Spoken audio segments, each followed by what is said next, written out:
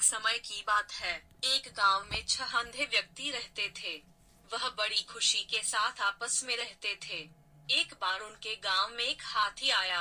जब उनको इस बात की जानकारी मिली, तो वो भी उस हाथी को देखने गए। लेकिन अंधे होने के कारण उन्होंने सोचा हम भले ही उस हाथी को न देख पाए, लेकिन छूकर जरूर महसूस करेंगे कि हाथी कैसा होता है। वहां पहुंचकर उन सभी ने हाथी को छूना शुरू किया। हाथी को छूकर एक अंधा व्यक्ति बोला, हाथी एक खंबे की माफिक होता है। मैं अब अच्छे से समझ गया हूँ, क्योंकि उसने हाथी के पैरों को महसूस किया था। तभी दूसरा व्यक्ति हाथी की पूंछ पकड़कर बोला, अरे नहीं, हाथी तो रस्सी की तरह होता है। तभी तीसरा व्यक्ति भी बोल पड़ा, अरे नहीं, मैं बताता हूँ, यह तो पेड़ के तने की तरह होता है। तुम लोग क्या बात कर रहे हो, हाथी तो एक बड़े सूपे की तरह होता है। चौथे व्यक्ति ने कान को छूते हुए सभी को समझाया। तभी अचानक पांचवे व्यक्ति ने हाथी के पेट पर हाथ रखते हुए सभी को बताया, अरे नहीं नहीं, यह तो एक दीवार की तरह होता है।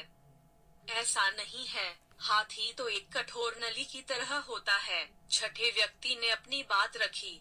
सभी के अलग अलग मत होने के कारण उन सभी में बहस होने लगी और खुद को सही साबित करने में लग गए। उनकी बहस तेज होती गई और ऐसा लगने लगा मानो वो आपस में लड़ ही पड़ेंगे। तभी वहां से एक बुद्धिमान व्यक्ति गुजर रहा था। उनकी बहस को देखकर वह वहां रुका और उनसे पूछा, क्या बात है, तुम सब आपस में झगड़ा क्यों कर रहे हो? उन्होंने बहस का कारण बताते हुए उस बुद्धिमान व्यक्ति को बताया कि हम यह नहीं तय कर पा रहे हैं कि आखिर हाथी दिखता कैसा है। उन्होंने ने उत्तर दिया। फिर एक एक करके उन्होंने अपनी बात उस व्यक्ति को समझाई। बुद्धिमान व्यक्ति ने सभी की बात शांति से सुनी और बोला, तुम सब अपनी अपनी जगह सही हो। तुम्हारे वर्णन में अंतर इसलिए है क्योंकि तुम सबने हाथी के अलग अलग भागों को छुआ एवं महसूस किया।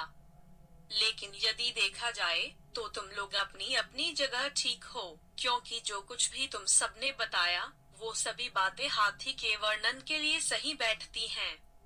अब तक सभी को सारी बातें समझ आ गई थी।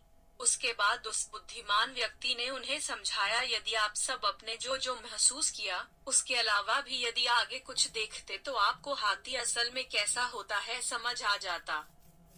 दोस्तों, अधिकतर ऐसा होता है कि हम सच्चाई जाने बिना अपनी बात को लेकर अड़ जाते हैं कि हम ही सही हैं और बाकी सब गलत है।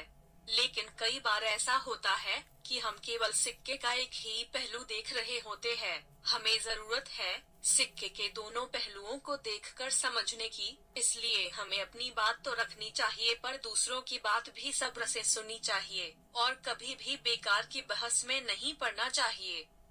अगर आपको हमारी कहानी पसंद आई है तो हमारे चैनल को सब्सक्राइब करें और अपने दोस्तों के साथ शेयर करें।